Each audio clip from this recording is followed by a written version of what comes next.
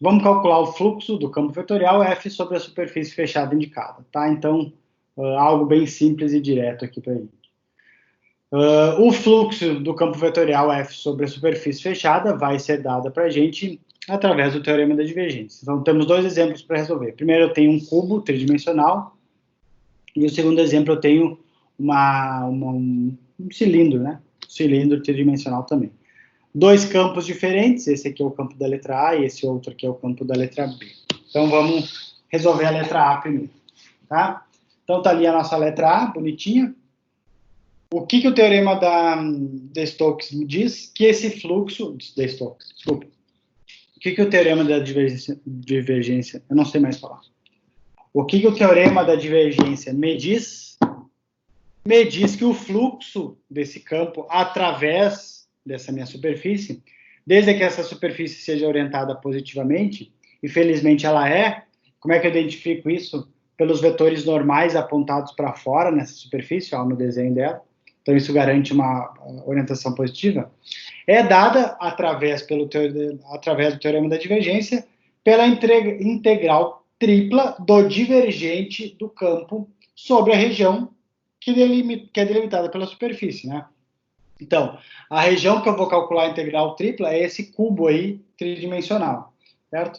Preciso calcular o divergente do campo. O divergente do campo, lembra que ele é um valor escalar, né? É um escalar, não é um vetor. Ele vai ser a derivada de cada uma das componentes do nosso campo. Então, derivada com relação a x de 2x, derivada com relação a y de 3y, derivada com relação a z de z ao quadrado, que são as três coordenadas do campo aqui. Tá? Ó, primeira coordenada, segunda coordenada e terceira coordenada. Tudo isso vai ser jogado aqui, certo? Derivada com... Bom, calculando as derivadas aqui, a primeira vai dar 2, a segunda vai dar 3, somado dá 5, e dz ao quadrado vai dar 2z. Tá aqui o nosso divergente. Então, como é que é o fluxo? O fluxo, nem precisa pensar nessa formulazinha aqui, o fluxo, ele é a integral tripla sobre a região G, essa região G é o meu cubo tridimensional, tá? Do divergente, 5 mais 2z, dv, tá? Tem uma integral tripla para resolver aqui. Como essa integral tripla ela é simples, ou seja, ela é calculada em cima de um cubo tridimensional, todo quadradinho, bonitinho, as variações de x, y e z são exatamente variações constantes, né? Constantes no sentido que não variam com uma outra função. Então, olha só, qual é a variação do z, do x e do y, né?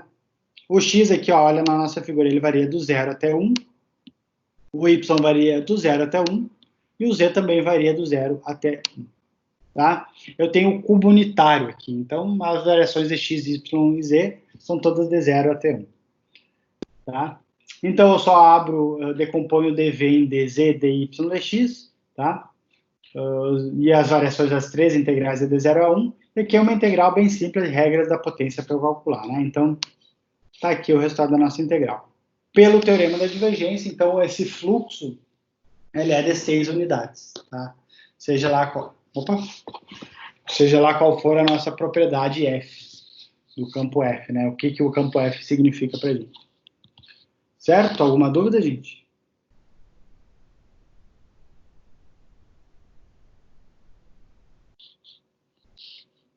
Tudo ok? Bueno, vamos fazer o B, né? A gente tem um outro exemplo para fazer. Agora, eu tenho um cilindro, tá? Esse cilindro, inclusive, eu tenho a fórmula dele aqui, vai ser importante para mim.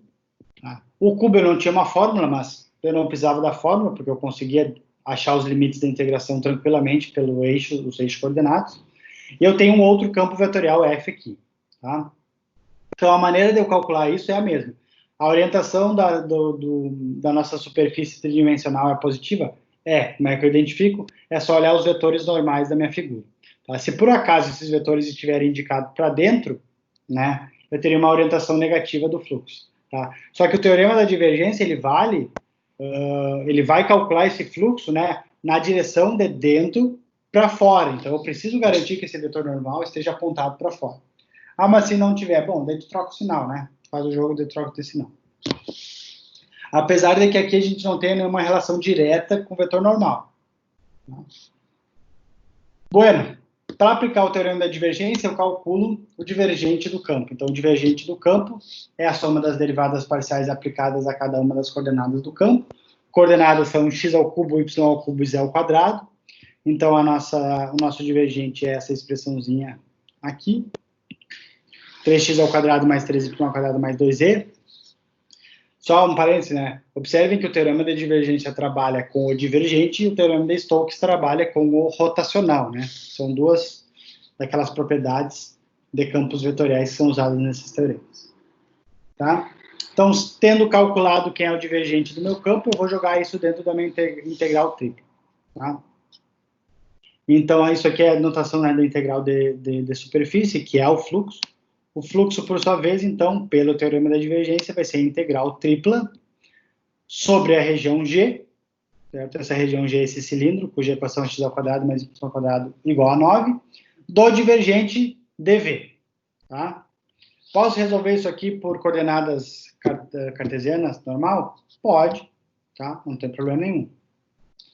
Mas talvez seja um pouco mais fácil resolver isso aqui por coordenadas esféricas, né? Não é coordenadas cilíndricas, que tem o meu φ, o meu θ, o meu ρ.